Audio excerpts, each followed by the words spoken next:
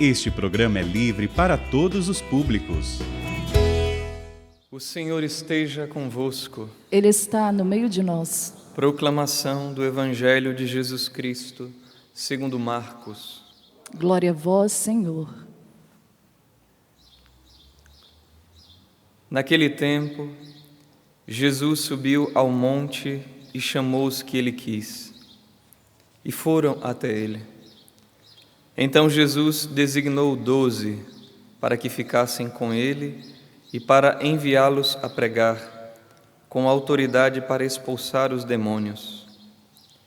Designou, pois, os 12: Simão, a quem deu o nome de Pedro, Tiago e João, filhos de Zebedeu, aos quais deu o nome de Boanerges, que quer dizer filhos do trovão, André, Filipe, Bartolomeu, Mateus, Tomé, Tiago, filho de Alfeu, Tadeu, Simão, o cananeu, e Judas Iscariotes, aquele que depois o traiu.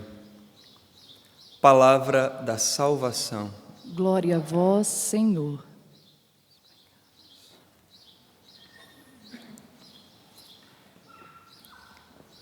Queridos irmãos e irmãs, louvado seja nosso Senhor Jesus Cristo. Nós aqui então vemos o chamamento dos 12, um dos atos fundadores da igreja, fundador da igreja. Na autoridade da igreja, nós aprendemos que ela mesma, a igreja do Senhor, a igreja católica, não foi fundada por uma invenção, um intento humano, mas que ela tem uma origem, tem a sua origem no coração do Pai,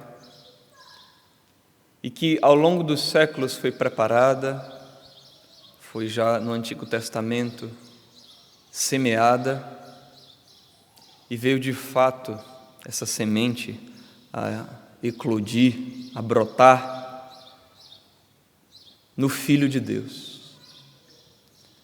Claro que Ele mesmo, a cabeça da igreja que é seu corpo, foi semeado no ventre da bem-aventurada Virgem Maria. Mas já anteriormente, nas promessas que Deus fez ao seu povo, ali já estava em germe a igreja que viria. E ela foi sendo fundada por diversas etapas. Não foi assim de uma vez. Houve diversas etapas. E no Antigo Testamento já foi a primeira. O Senhor chamou em Abraão, depois nos patriarcas, nos profetas, e no seu povo, aqueles que iriam ser, então, esse princípio aí do povo de Deus. Domingo agora nós ouvimos, domingo que passou, o Evangelho das bodas de Caná, do casamento, que é um sinal, todo casamento, todo matrimônio cristão, é um sinal do matrimônio, do casamento de Deus com o seu povo. Se você for pegar as leituras lá do domingo, a primeira leitura do profeta Isaías, diz lá que Deus fala assim, olha, não te chamarão mais, falando do seu povo, de abandonada, de terra deserta, mas te chamarão de filha predileta, de minha querida, de desposada. E vemos ali Jesus, o noivo, iniciando o seu ministério em Caná, realizando esse casamento. Ele, que é o noivo, realizando esse casamento. Então, começou-se esse tempo da realização do povo de Deus. Mas existem outras etapas ou outros atos fundadores, Como, por exemplo, também na pregação de Jesus, o convite à conversão nele, no seu nome. Jesus começa a pregar e diz que nós precisamos assumi-lo. Quem não me prefere ao seu pai, mãe, campos, tudo, e até a sua própria vida, não é digno de ser meu discípulo. Ele começa a convocar as pessoas, a reunir. A igreja quer dizer isso, eclésia, do grego, quer dizer isso, a reunião. O povo que é convocado. Um outro ato fundador, depois ali a Santíssima Eucaristia, a ceia do Senhor e a sua paixão, em que ele entrega a sua vida por todos, universalmente.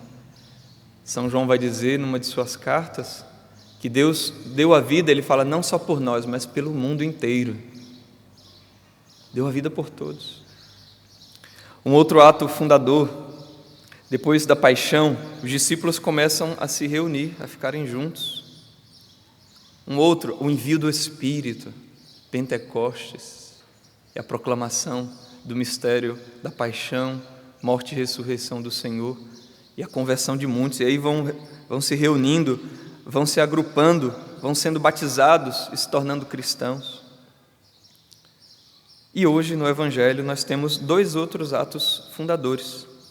Vocês repararam que quando Jesus chama os discípulos, ele troca o nome de Simão e coloca de Pedro, pedra. Aqui é o Evangelho de Marcos. No Evangelho de Mateus ele diz, tu és Pedro e sobre esta pedra eu edificarei a minha igreja. E Simão aqui é colocado como o primeiro, sempre nas listas dos apóstolos ele é o primeiro.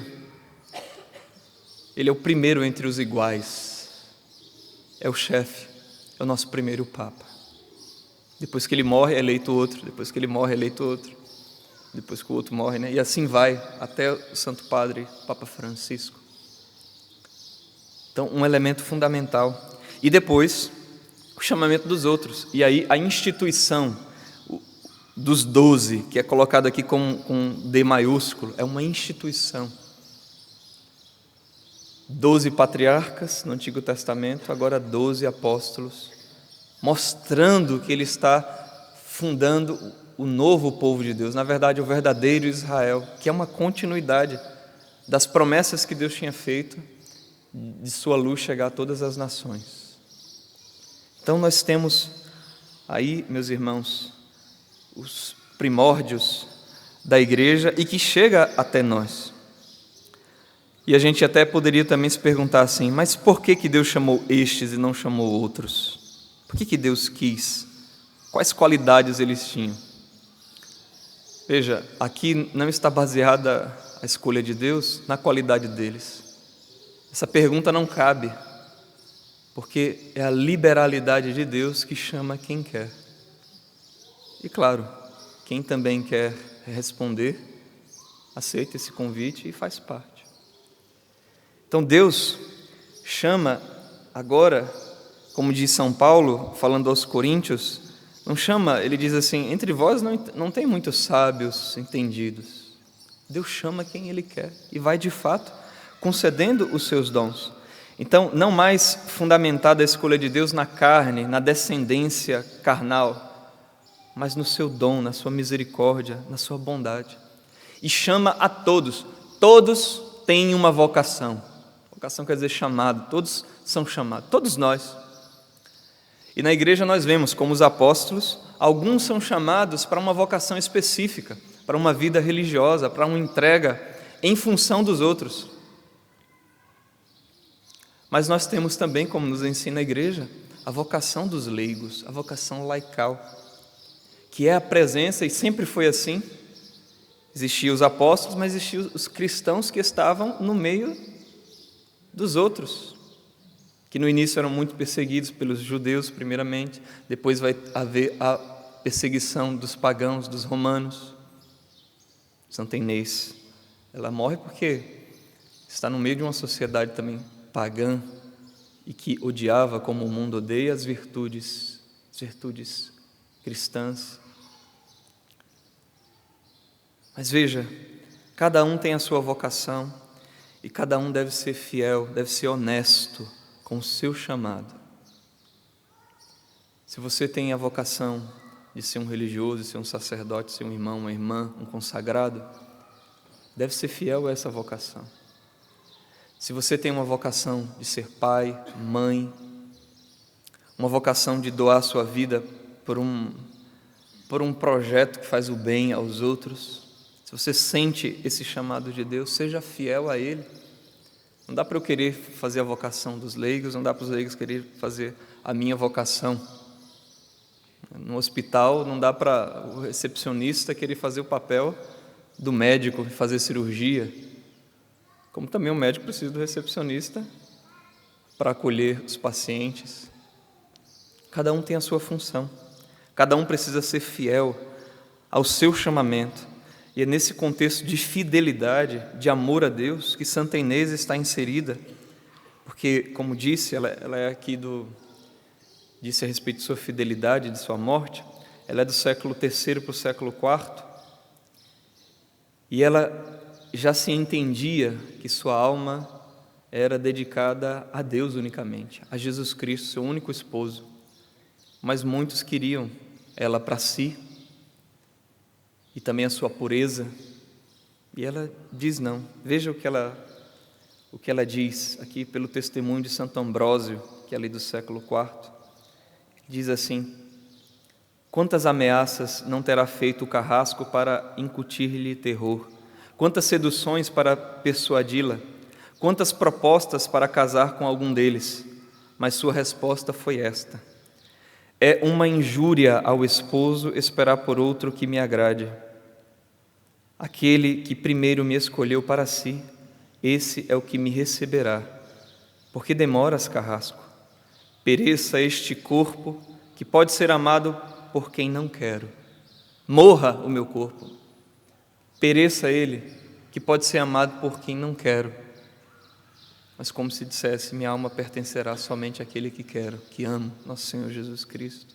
E assim o foi, e recebeu a coroa das virgens e dos mártires, sendo fiel à sua vocação. Foi fiel até o sangue pelo dom da fortaleza. Qual é a sua vocação? Qual é o chamado que Deus fez a você? Não arrede o pé dele. Seja fiel, busque construir e corresponder a Deus, construir a sua vocação e responder a Deus, não com palha e com material fraco, mas construa com prata, com ouro, com pedras preciosas, esse edifício espiritual que é a sua própria vida, que é o seu próprio chamado, que Deus mesmo chamou e constituiu. Possamos pedir a Deus, então, a graça da fidelidade sob a intercessão de Santa Inês. Louvado seja nosso Senhor Jesus Cristo.